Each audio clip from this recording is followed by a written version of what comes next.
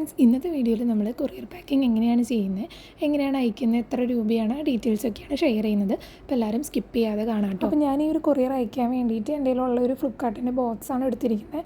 നമുക്കല്ലാതെയും സാധാ അയക്കുന്ന പോലെ അയക്കാൻ പറ്റും. പക്ഷേ ഈ ഒരു എൻവലപ്പ് ചിലപ്പോൾ കീറാനുള്ള ചാൻസ് ഉണ്ട്. അപ്പോൾ അതുകൊണ്ടാണ് ഞാൻ ഈ ഒരു ബോക്സിലിട്ട് അയക്കാമെന്ന് വിചാരിച്ചത്. പിന്നെ ഞാൻ ഒരു സേഫ്റ്റിക്ക് വേണ്ടി വെറുതെ ഒരു ബബിൾ റാപ്പും ചെയ്യുന്നുണ്ട്. അപ്പോൾ ഞാനിത് ഇതുപോലെയാണ് ചെയ്തെടുക്കുന്നത്. കാരണം കട്ട് ചെയ്ത് ആ ഒരു എൻവലപ്പ് പുറത്തേക്ക് എടുക്കാൻ പാകത്തിന് ഞാൻ ചെറിയൊരു പോർഷൻ ഇവിടെ വിട്ട് കൊടുക്കുന്നുണ്ട്, കട്ട് ചെയ്തെടുക്കാൻ വേണ്ടി മാത്രമായിട്ട്. ഇതുപോലെ ചുറ്റി കൊടുക്കുകയാണ് ചെയ്യുന്നത്. നമുക്ക് പല രീതിക്ക് കൊറിയർ അയക്കാം. DTDC വഴിയോ സ്പീഡ് ആൻഡ് സേഫ്, അതുപോലെ പോസ്റ്റ് ഓഫീസ് വഴിയൊക്കെ നമുക്ക് ചെയ്യാൻ പറ്റും.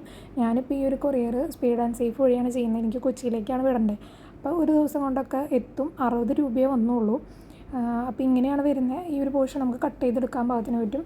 പിന്നെ അതുപോലെ തന്നെ നമ്മളെപ്പോഴും കൊറിയർ പാക്ക് ചെയ്യുമ്പോൾ അതിൽ വയ്ക്കുന്ന ഫ്രം അഡ്രസ്സ് ടു അഡ്രസ്സ് വളരെ കൃത്യമായിട്ട് കൊടുക്കാൻ ശ്രമിക്കുക. കാരണം വായിക്കുന്ന ആൾ ചിലപ്പോൾ ഏജ്ഡ് ആയിട്ടുള്ള ഒരു വ്യക്തിയായിരിക്കും.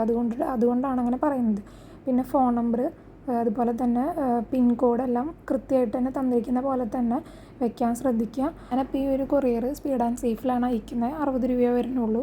പിന്നെ അതുപോലെ തന്നെ നമ്മൾ അഡ്രസ്സൊക്കെ എഴുതി ഒട്ടിക്കുമ്പോൾ ആദ്യം പേപ്പർ സെലോ ടേപ്പ് വെച്ച് 2 സൈഡൊന്ന് ഒട്ടിച്ച് കൊടുക്കുകയാണ് ഞാൻ ചെയ്യുന്നത്. അതിനുശേഷം ഞാൻ ഒരു ട്രാൻസ്പെറൻ്റ് ആയിട്ടുള്ള പ്ലാസ്റ്റിക്കിൻ്റെ ഒരു ഷീറ്റ് എടുത്ത് ആ ഒരു എഴുതിയതിൻ്റെ മേലെ ഞാൻ വെക്കുകയാണ് ചെയ്യുന്നത്. എന്നിട്ട് അത് ഫുള്ള് ഞാൻ സെലോ ടേപ്പ് വെച്ച് ചുറ്റാണ് ചെയ്യുന്നത്. ഇത്തിരി വൃത്തിക്കൊക്കെ ചുറ്റുകയുള്ളൂ. കാരണം അത് വായിക്കുന്ന ആൾക്ക് കാണാൻ പറ്റണം. അപ്പോൾ ആ ഒരു രീതിക്ക് വേണം ചുറ്റി കൊടുക്കാനായിട്ട്. പിന്നെ പോസ്റ്റ് ഓഫീസ് വഴിയും DTDC വഴിയൊക്കെ നമുക്ക് അയക്കാം. ഞാൻ സാധാ സ്പീഡ് ആൻഡ് സേഫ് അല്ലെങ്കിൽ DTDC വഴിയാണ് അയക്കാറ്. അപ്പോൾ ഇങ്ങനെയാണ് ചെയ്തെടുക്കുന്നത്. പിന്നെ നമുക്ക് കൊറിയർ അയക്കുമ്പോൾ നമുക്കൊരു ട്രാക്കിംഗ് ID കിട്ടും. അത് വെച്ച് നമ്മുടെ പ്രോഡക്റ്റ് എവിടെ എത്തി എന്നുള്ളത് നമുക്ക് ട്രാക്ക് ചെയ്തെടുക്കാൻ പറ്റും. അടുത്ത വീഡിയോയിൽ കാണാതിരിക്കും. ബൈ.